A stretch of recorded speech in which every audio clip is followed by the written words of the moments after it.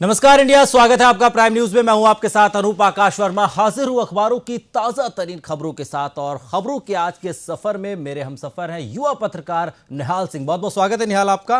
और आज हम निहाल से अखबारों में छपी खबरों की गहराई को समझने की कोशिश करेंगे। दरअसल इस प्रोग्राम के जरिए हमारी कोशिश है कि जब तक आप अपनी चाय की प्याली को खत्म करें, ड्रेसअप हो, ऑफिस पहुंचे, उससे पहले हम आपको आज की हर खबर से रूबरू करवा दें। तो चलिए सबसे पहले नजर आज के पहले पन्ने पर क्या है, वो कौन कौन सी बड़ी खबरें हैं जिन्हें आज प्रमुखता से पहले पन्ने पर जगह दी गई है। और सबसे पहले बात अमर उजाला से करेंगे। अमर उजाला में पहले पन्ने पर वो कौन सी बड़ी खबर है जिसे आज प्रमुखता से उठाया गया। खबर उत्तर प्रदेश की सियासी कोहराम से जुड़ी हुई है और सियासी संग्राम जो समाजवादी पार्टी का है उससे जुड़ी बड़ी खबर है। चाचा की ताजपोशी पर भतीजे की मोहर लग गई है, लेकिन सीएम ने पीडब्ल्यूडी छीन ही लिया, यानी कि पीडब्ल्यूडी अपने पास रखा है। और पहले ये शिवपाल सिंह यादव के पास था, लेकिन एक सुलह के संकेत कमोवेश मिलते हुए नजर आ रहे हैं। और सुबह अखिलेश के पक्ष में कार्यकर्ताओं का 4 घंटे तक उग्र प्रदर्शन हुआ। फिर सीएम ने शिवपाल को घर जाकर बधाई दी और धीरे धीरे मामला जो है वो शांत होता हुआ नजर आया। और अब शिवपाल सिंह यादव के पास बतौर मंत्री 13 मंत्रालय, 13 महकमे अब शिवपाल सिंह यादव के पास है। इसके अलावा जनसत्ता की बात करें, जनसत्ता की बड़ी खबर, अखिलेश को टिकट का जिम्मा। अखिलेश यादव लगातार इस बात को कह रहे हैं कि अगर प्रदेश अध्यक्ष शिवपाल सिंह यादव को बनाया गया है, ठीक है, अच्छी बात है, बधाई दी, लेकिन टिकट बंटवारे का जो मसला है वो मेरे पास होना चाहिए, उसका अधिकार। और अब जो स्थिति साफ होती हुई नजर आ रही है उसमें निश्चित तौर पर अखिलेश यादव के पास टिकट बंटवारे की जिम्मेदारी होगी। इसके अलावा दिल्ली से जुड़ी हुई खबर है, सरकार गायब है और इस पर जंग शुरू हो गई है। नजीब जंग ने साफ तौर पर फिनलैंड गए डिप्टी सीएम को फरमान दिया है कि तत्काल दिल्ली लौटे। दिल्ली में जो जिस तरीके के हालात है, और मनीष सिसोदिया की फिनलैंड की तस्वीरें सोशल साइट पर लगातार दिखाई जा रही हैं, लगातार चल रही, जिसके बाद ये फरमान जारी किया गया। इसके अलावा श्रीनगर में युवक का शव मिलने के बाद फिर कर्फ्यू के हालात बने और कर्फ्यू लगा दिया गया। प्रदर्शन में मरने वालों की संख्या 81 पहुंच गई है। हरवा और बटमालू समेत 5 थाना क्षेत्रों में कर्फ्यू लगा। इसके अलावा बात करेंगे दैनिक भास्कर की। दैनिक भास्कर की बड़ी खबर क्या है? दैनिक भास्कर में साल 2014 में किसने किया शर्मिंदा, ये खबर है। और ये स्टेटमेंट है दरअसल मुलायम सिंह यादव का। मुलायम फिर कठोर हुए हैं और कठोर बोल में उन्होंने कहा कि पिछले लोकसभा चुनाव में अखिलेश की सारी बातें मानी फिर भी चुनाव हारे। यानी कि संकेत साफ है कि अगर प्रदेश अध्यक्ष अखिलेश यादव को ही बनाया जाता, उन्हीं की चलती, तो फिर क्या पार्टी उसी हार को न दोहराती। ये संकेत मुलायम सिंह यादव ने दिया है। इसके अलावा जो खबर है वो खबर है शाहिद कपूर जो कि फिल्म अभिनेता, उन पर केस दर्ज कराएगा बीएमसी। इस खबर को प्रमुखता से जगह दी गई है। इसके अलावा केजरी सरकार विज्ञापन खर्च पर फंसी है और भरपाई के आदेश जारी कर दिए गए हैं। इसके अलावा जो खबर है वो खबर है हिंदुस्तान की। हिंदुस्तान में बड़ी खबर, और अखिलेश और शिवपाल में तकरार थमती हुई नजर आ रही है। और इसके अलावा प्रधानमंत्री मोदी के जन्मदिन पर 3 विश्व रिकॉर्ड बने हैं। दिव्यांग बच्ची ने रामायण सुनाई है, प्रधानमंत्री मोदी नजर आ रहे हैं। ये तस्वीर हिंदुस्तान में पहले पन्ने पर है। इसके अलावा दिल्ली की खबर, एलजी की चिट्ठी पर एक बार फिर जंग छिड़ गई है। ये तमाम खबरें आज के अखबारों में पहले पन्ने पर है। दैनिक जागरण की बात करें तो उसमें भी समाजवादी पार्टी में सुलह के संकेत को बड़ी खबर बनाया गया है।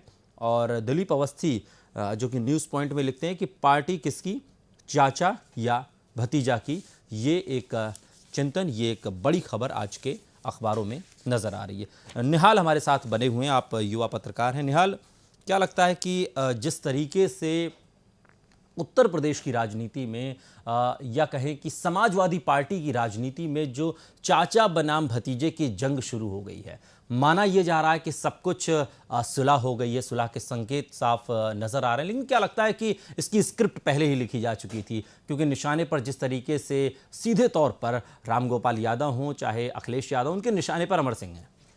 जी अनूप जी, आपने सही कहा। ये लड़ाई दरअसल ईगो की लड़ाई थी। हाँ। ईगो से शुरू हुई और पावर डिस्ट्रीब्यूशन पे आकर ये खत्म होती हुई नजर आ रही है। अच्छा। जब मुलायम ने ये साफ कर दिया कि अखिलेश भैया तुम सीएम रहोगे और संसदीय बोर्ड का आपको चेयरमैन बना दिया, तो तो यानी आपके पास चुनाव की, आप जब चुनाव जाओ तो अपने चेहरे को लेकर जाओ और टिकट आप बांटोगे, इसमें आपकी थोड़ी बहुत चलेगी। लेकिन जिस तरीके से अखिलेश यादव का जो कद है उसे कहीं ना कहीं कम करने की कोशिश की गई, क्योंकि जब अखिलेश यादव बतौर मुख्यमंत्री शिवपाल सिंह यादव के तमाम विभाग उनसे वापस ले लेते हैं, गायत्री प्रसाद प्रजापति को बाहर का रास्ता दिखा देते, तो फिर मुलायम सिंह अगर इस बात को कहते हैं कि नहीं, शिवपाल को सारे मंत्रालय, सारे विभाग वापस करो, गायत्री प्रसाद प्रजापति को मंत्रिमंडल में वापस लो, तो क्या नहीं लगता कि बतौर मुख्यमंत्री अखिलेश यादव के कद को मुलायम सिंह यादव ने खुद ही छांटने की कोशिश की है और जिसका खामियाजा चुनाव में भुगतना पड़ेगा?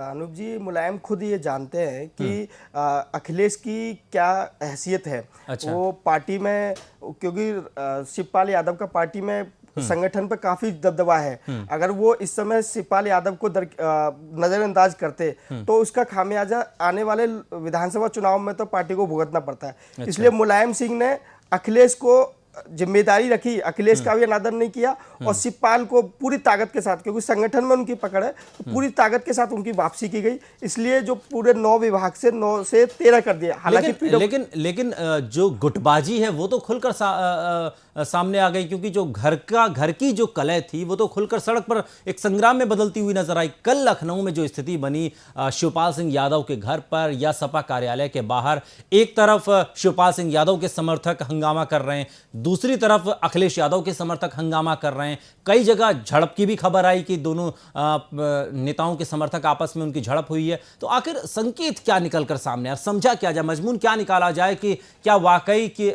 समाजवादी पार्टी में सबसे पहले जो चुनौती है पार्टी के अंदर वो गुटबाजी से निपटने की भी है, क्योंकि अखिलेश बनाम शिवपाल तो ये लड़ाई अंदर खाने हो ही गई है अब। नहीं, ये बात सही है आपकी, ये गुटबाजी सामने आ गई। इसका नुकसान थोड़ा बहुत समाजवादी पार्टी को 2017 के चुनाव में होने वाला है, लेकिन जो नुकसान जितना होना चाहिए था उतना नहीं हुआ है, क्योंकि ऐसा कयास लगाया जा रहा था कि शिवपाल की पत्नी भी सरकार के जो पदों पर उन पर इस्तीफा दे सकती हैं, पुत्र आदित्यनाथ भी उनमें से कुछ कर सकते हैं, तो लेकिन ऐसा नहीं हुआ, जिससे ये माना जाए कि डैमेज कंट्रोल काफी हद तक हो गया है और इसको मुलायम ने संभाल लिया। जो कुनबा बिखरने की ओर था मुलायम का, वो मुलायम कुनबे को समेटने में कम से कम अभी कामयाब होते दिखाई दे रहे हैं, जिसका फायदा और नुकसान हालांकि होगा, लेकिन फायदा जरूर होने जा रहा है 2017 के चुनाव में। लेकिन जिस तरीके की स्थिति अब बन गई है समाजवादी पार्टी के भीतर, या कहें कि अंततः ये कहा जा रहा था कि मुलायम सिंह यादव जो कहेंगे वो सभी मान लेंगे। हर पॉलिटिशियन जो समाजवादी पार्टी के जो नेता हैं, चाहे शिवपाल सिंह यादव हो, अखिलेश यादव हो, राम गोपाल हो, या कोई भी नेता मान लेंगे।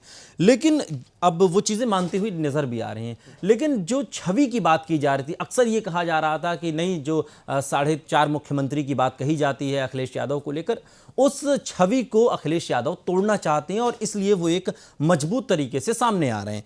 क्या लगता है कि उस जो छवि अखिलेश यादव बनाना चाहते थे उस पर भी, उसको भी नुकसान पहुंचाने की इस पूरे में एक कोशिश हुई है उस छवि को? नहीं, थोड़ी बहुत तो कोशिश हुई है, लेकिन अखिलेश भी ये बताने में पूरी तरह सफल रहे कि उनकी भी पार्टी में चलती है। नहीं, अखिलेश कैसे समझाएंगे? जनता के बीच जाएंगे तो कैसे समझाएंगे मैं एक मजबूत मुख्यमंत्री हूं? क्योंकि अब तो विपक्ष के हाथों एक और मुद्दा लग गया। अब तो विपक्ष कह सकता है कि आप कमजोर मुख्यमंत्री हैं, आप तो अपने मंत्रिमंडल से जिस मंत्री को बाहर निकालते हैं उसे आपको फिर मजबूरी में अंदर लेना पड़ता है, तो आप पर विश्वास करें कैसे? सवाल ये है सीधा सा। जरूर इसका खामियाजा समाजवादी पार्टी को भुगतना पड़ेगा, लेकिन अखिलेश ने कम से कम, आप अनूप जी ये मानिए कि इतना कुछ जो ये सारा घटनाक्रम 5-6 दिन का हुआ यूपी में, लखनऊ में, तो इसका संदेश ये गया कि अखिलेश के पास भी पावर है और अखिलेश ने अपनी मर्जी की जो करना चाहते थे वो करके दिखा दिया।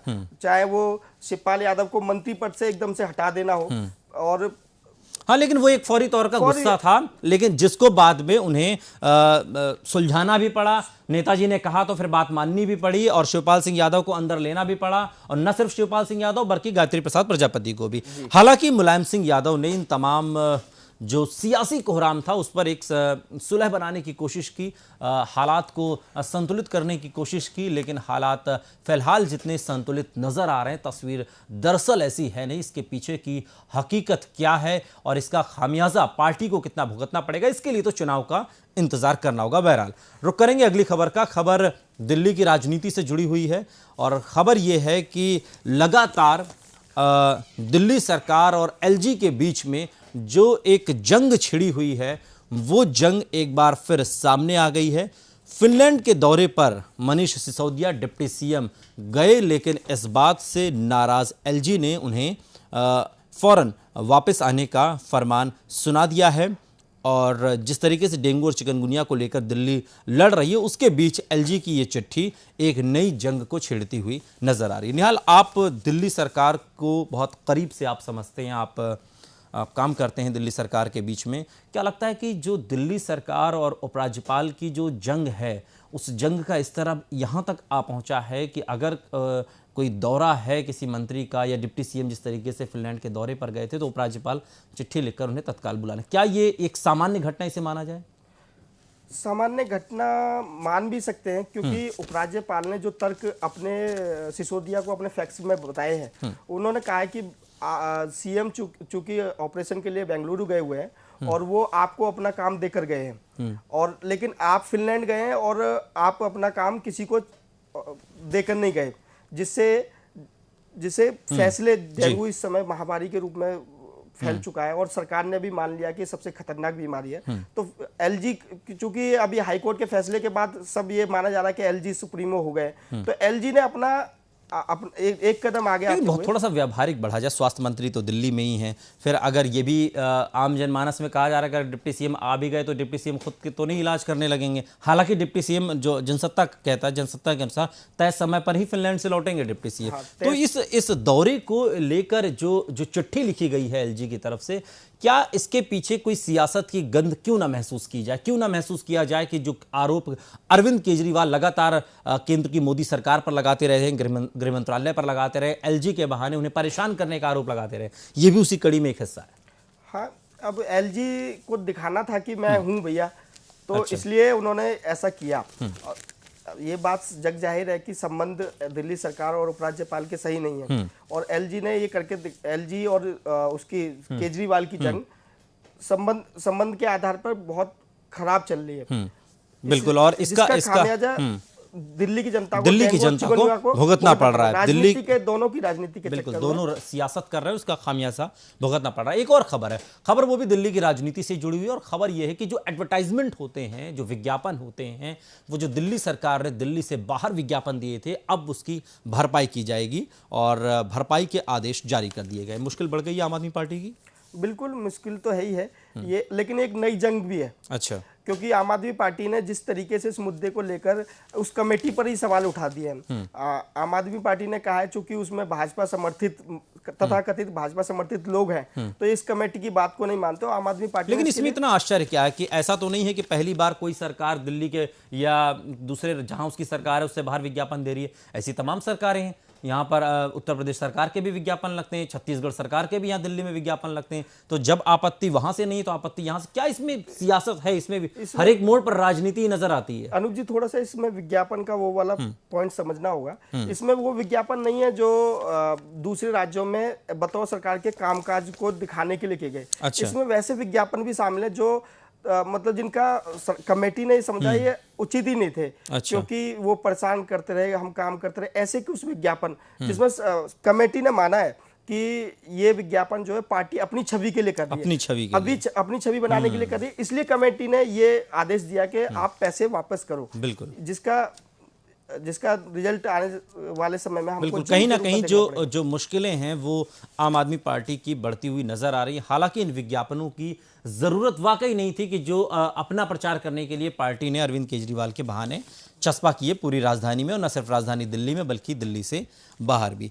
चलिए, ये तो बात हुई फ्रंट पेज की बड़ी खबरों की, और अब रुख करेंगे अंदर के पन्नों का। अंदर के पन्नों में क्या है, वो कौन कौन सी बड़ी खबरें हैं जिन्हें प्रमुखता के साथ अंदर के पन्नों में जगह दी गई। और अंदर के पन्नों में अंदर की बात में सबसे पहले बात द संडे नवभारत टाइम्स की, संडे नवभारत टाइम्स में, और इसमें जो खबर है वो फीवर का अटैक है। चिकनगुनिया से एक और मौत हो गई है। हेल्थ मिनिस्टर ने मांगे हैं आपके 30 minute. Health minister Satyendra Jain ने दिल्ली वासियों से अपील की है कि संडे के दिन 30 मिनट अपने घर और आसपास की सफाई पर दें, और जहां भी कहीं पानी जमा हो उसे हटाएं।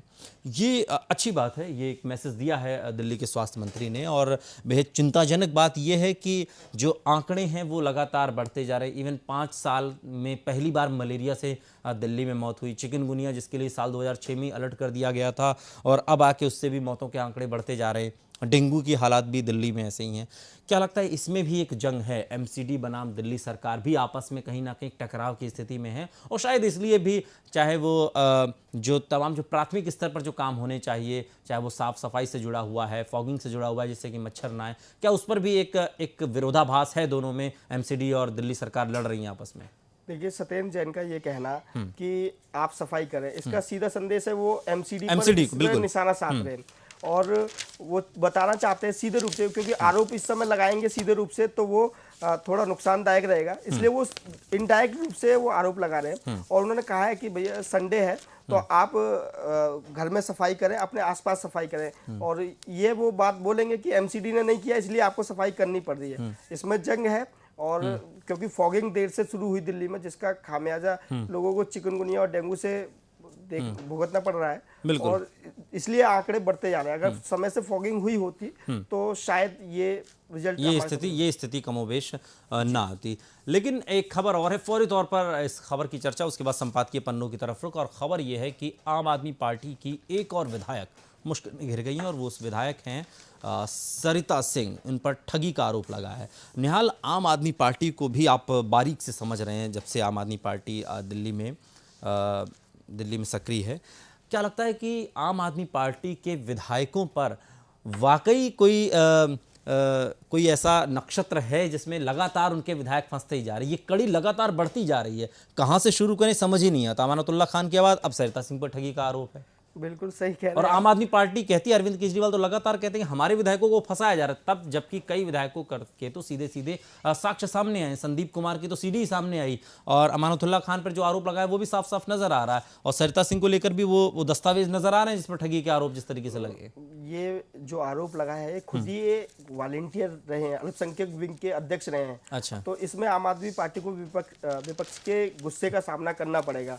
हालांकि देर रात सरिता सिंह ने भी इसमें क्रॉस कंप्लेंट करा दी थी, तो उसमें भी उन्होंने कहा है कि वो बिजली का घोटाला कर रहे थे, इसलिए उन्होंने उसको हटा दिया जिसने ये शिकायत की है। अच्छा। इस पर जंग छिड़ेगी, और चूंकि ये मामला रिश्वत का है तो संभवतः आने वाले समय में इसमें मामला दर्ज होने की भी संभावना है। अच्छा, और यानी कि बहुत संक्षेप में समझे तो आम आदमी पार्टी की अब एक और विधायक पर गाज गिरने वाली है और उनकी भी मुश्किलें बढ़ने वाली हैं। जी बिल्कुल।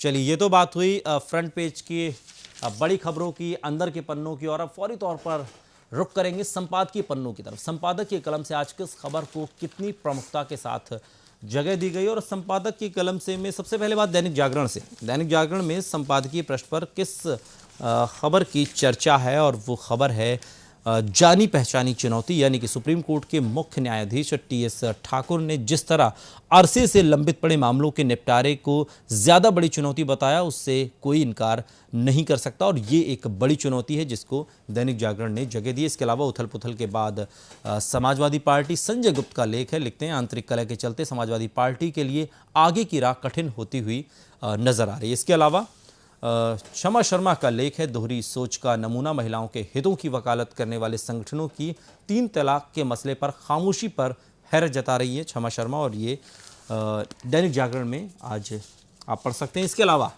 नवभारत टाइम्स में क्या है, नवभारत टाइम्स में संपादक की कलम से जिस विषय को उठाया गया है, जिस विषय को प्रमुखता के साथ जगह दी गई है,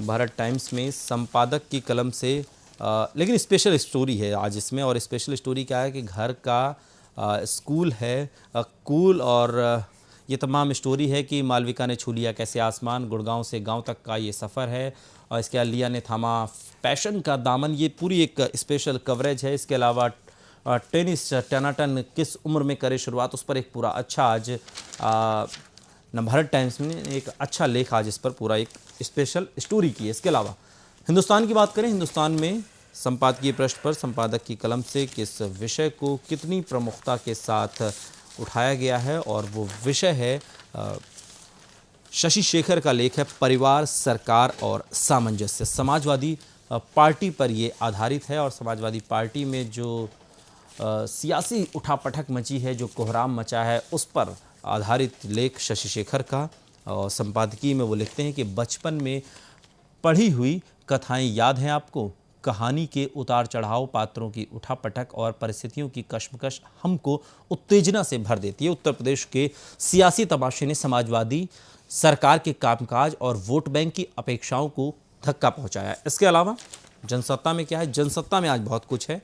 पी चिदम्बरम का लेख है, दूसरी नज़र में एक वैकल्पिक रास्ता क्यों ना अपनाएं, ये लिखते हैं। इसके अलावा अजय नावरिया जामिया मिलिया इस्लामिया के प्रोफेसर हैं, उनका लेख है बुनियादी तालीम की बुनियाद। इसके अलावा तवलीन सिंह का लेख है परिवारवाद की अमर बेल, वही समाजवादी पार्टी की अंतरकलह। और बाखबर में सुधीश पचौरी लिखते हैं आधा तेल और आधा पानी। ये तमाम लेख आज आप इसमें पढ़ सकते हैं। इसके अलावा क्षमा शर्मा का भी लेख है, सहमति और संबंध स्त्री चिंतन पर आधारित ये लेख है। लेकिन ज़्यादातर अखबारों में आज का जो संपादकीय है निहाल, वो समाजवादी पार्टी को लेकर ही है, समाजवादी पार्टी की अंतरकलह पर ही है। शशि शेखर जिस तरीके से लिखते हैं कि परिवार, सरकार और सामंजस्य कैसे बैठेगा, क्योंकि ये बड़ी चुनौती होगी नेताजी के लिए। ये मुलायम सिंह ने ये साफ कर दिया है कि पार्टी पर अब संगठन पर शिवपाल यादव की चलेगी। अच्छा। और अखिलेश यादव सरकार का कामकाज देखेंगे। आने वाले चुनाव में अखिलेश टिकटों में हाँ, लेकिन शिवपाल और जिसका सामंजस्य ही है, मतलब शिवपाल यादव संगठन का काम करेंगे। हाँ, लेकिन शिवपाल सिंह यादव से जब एक सवाल किया गया कि क्या अगला सीएम कौन होगा या अगला सीएम क्या अखिलेश यादव ही रहेंगे, तो शिवपाल सिंह यादव ने भी कहा कि ये तो विधायक तय करेंगे। विधायक तय करेंगे तो ठीक है, लेकिन जब चुनाव पिछला हुआ था तब तो मुलायम सिंह यादव को ही आगे करके वोट लिए गए थे, मुलायम सिंह यादव के ही मुख्यमंत्री बनने की संभावना जताई जा रही थी, लेकिन अचानक से अखिलेश यादव आगे आ गए थे। तो ये जो बयान विरोधाभासी नहीं लगता है कि जब एक तरफ तो समाजवादी पार्टी कह रही कि हम अखिलेश यादव को चेहरा बनाकर लड़ेंगे और हमारे मुख्यमंत्री अखिलेश यादव ही होंगे, उस पर जब शिवपाल सिंह यादव कहते हैं कि तो चुनाव के बाद तय होगा, तो क्या नहीं लगता कि जो सरकार और संगठन को अलग अलग रखने की जो कोशिश नेताजी कर रहे हैं उसमें भी कहीं ना कहीं खोट है? बिल्कुल, थोड़ी बहुत तो दिक्कत है पार्टी में। अभी भी ये लड़ाई जो है सामने तो खत्म हो गई, लेकिन अंदर खाने ये चलती रहेगी, अंदर खाने चल रही है। चुनाव तक तो ये रहेगा ही। चूंकि अगर ये देखना ये होगा कि अगर चूंकि चुनाव के बाद की बात कही है शिवपाल यादव ने, तो देखना होगा कि कितनी पार्टी समाजवादी पार्टी कैसा प्रदर्शन करती है। अगर समाजवादी पार्टी अच्छा प्रदर्शन करती है और जितनी सीटें पिछली बार जीती थी उसी के आसपास रहता है मामला, तो संभवतः अखिलेश ही दोबारा सीएम हो सकते हैं। अगर समाजवादी पार्टी की साख गिरी तो विधायक दल का नेता और विपक्ष के नेता जो भी संभावनाएं हो उसमें फिर अखिलेश की राजनीतिक बलि दी जा सकती है। चलिए, ये आपने बड़ी बात कही है। ये तो बात हुई अखबार के संपादकीय पन्नों की, और अब फौरी तौर पर रुक करते हैं आज खेल जगत में क्या है, स्पोर्ट्स में आज क्या स्पेशल होने वाला है, वो कौन कौन सी बड़ी खबरें जिन्हें आज खेल जगत के पन्नों पर प्रमुखता के साथ जगह दी गई है। और खेल खिलाड़ी में बात करें तो स्पोर्ट्स के पेज पर जो बड़ी खबर है, सबसे पहले आपको आज के दिन का इतिहास बताते हैं जो हिंदुस्तान में लिखा हुआ है। और 1889 में भारत की मशहूर बैडमिंटन खिलाड़ी अश्विनी पोनप्पा का आज जन्म हुआ था और इन्होंने दिल्ली राष्ट्रमंडल खेलों में ज्वाला गट्टा के साथ महिला डबल्स खिताब जीता। ये आज के दिन का इतिहास। खबर यह है कि नडाल की युगल जीत से स्पेन वर्ल्ड ग्रुप में है। वर्ल्ड ग्रुप के प्लेऑफ मुकाबले में स्पेनिश टीम ने भारत के खिलाफ 3-0 की अजेय बढ़त बनाई, ये खबर है। इसके अलावा मुंबई ने न्यूजीलैंड को थका दिया है, ये भी एक खबर है अभ्यास मैच के दौरान। और एक खबर है कि परिवार ने तरस नहीं खाया, मजबूत बनाया है। और ये कहना है दीपा का, जिन्होंने रियो ओलंपिक खेलों में परचम लहराकर लौटी दीपा मलिक का शनिवार को स्वदेश लौटने पर इंदिरा गांधी अंतर्राष्ट्रीय हवाई अड्डे पर ढोल नगाड़ों के साथ स्वागत हुआ और तब उन्होंने ये जानकारी दी। बिजनेस में आज क्या खास होगा, वो कौन कौन सी बड़ी खबरें हैं जिन्हें आज व्यापार जगत के पन्नों पर प्रमुखता के साथ जगह दी गई है, और फौरी तौर पर एक निगाह व्यापार जगत की बड़ी खबरों पर। व्यापार जगत में आज क्या खास है, और व्यापार जगत की बड़ी खबरों के लिए हम बात करेंगे सबसे पहले दैनिक जागरण के अर्थ जागरण की। और जो बड़ी खबर है वो ये कि अब खेती करने के लिए रूस जाएगा भारत, और रूस में ज़मीन लेकर खेती करने की संभावना पर विचार हो रहा है। ज़रूरत के हिसाब से पट्टे पर ज़मीन लेकर होगी खेती। चीन पहले से रूस में कर रहा है बड़े पैमाने पर खेती, और नामीबिया में दाल उपजाने को लेकर पहले से हो रही है बातचीत। ये एक खबर है प्रयोग के तौर पर। अब भारत भी रूस जाएगा खेती करने के लिए। इसके अलावा उत्पादन बढ़ा तो पीडीएस के दायरे में आ सकती हैं दालें। दालों का एमएसपी बढ़ाने में WTO बाधक नहीं है। ये स्थिति साफ हो गई है। फिलहाल कुछ राज्य में राशन की दुकानों और दालों का वितरण हुआ है। ये तमाम खबरें व्यापार जगत की आज अखबारों में हैं। इसके अलावा और अब चलते चलते फौरी तौर पर निगाह डालते हैं इरफान साहब के उस व्यंग पर जिसकी चर्चा हम रोजाना करते हैं। और आज का जो तीखा व्यंग इरफान साहब ने कसा वो दरअसल उत्तर प्रदेश की राजनीति पर है, उत्तर प्रदेश के सियासी घमासान पर है। क्या लिखते हैं? PWD का जो विभाग है वो मुख्यमंत्री अखिलेश यादव के पास है और वो जो रोड रोलर है वो चला रहे हैं मुख्यमंत्री अखिलेश यादव। और अखिलेश ने शिवपाल के सारे विभाग तो लौटा दिए, लेकिन रोड रोलर में बैठे हुए अखिलेश PWD अपने पास रखें। इसका संकेत क्या है निहाल? क्या मान लिया जाए कि अभी भी अखिलेश यादव ने ताकत अपने पास रखी है? बहुत संक्षेप में अगर हम समझें, क्योंकि PWD एक भारी भरकम, एक मजबूत, एक मलाईदार मंत्रालय अक्सर माना जाता है और वो उसको लेकर जो पहचान थी अगर शिवपाल सिंह यादव की, वो PWD मंत्री के तौर पर ज़्यादा धमक उनकी मानी जाती थी। वो मुख्यमंत्री ने अपने पास सख्ती से रख लिया, वापस नहीं किया। यही है ना कि छवि सुधार रहे हैं अखिलेश। तो चूंकि मुलायम ने पहले ही कहा कि कब्जे करना बंद कर दोगे और अब आप मतलब बाहुबलियों को संकेत दिया था, तो अखिलेश ने ये मंत्रालय अपने पास रखे, ये संकेत देते हैं कि उनकी भी सरकार में है कि मैं मजबूत हूं और मेरी जो छवि है वो मजबूत है और मेरी बात भी रह जाए, इसके लिए PWD अपने पास रखा। बहुत बहुत शुक्रिया निहाल, आपने हमारे साथ खबरें शेयर की, आपने हमारे साथ चाय शेयर की, हमें और हमारे दर्शकों को आपने अपडेट किया। तो फिलहाल दीजिए इजाजत। कल मैं अनूप आकाश वर्मा फिर इसी वक्त नई सुबह, नई खबरें और एक नए मेहमान के साथ फिर हाजिर रहूंगा। तब तक के लिए नमस्कार इंडिया।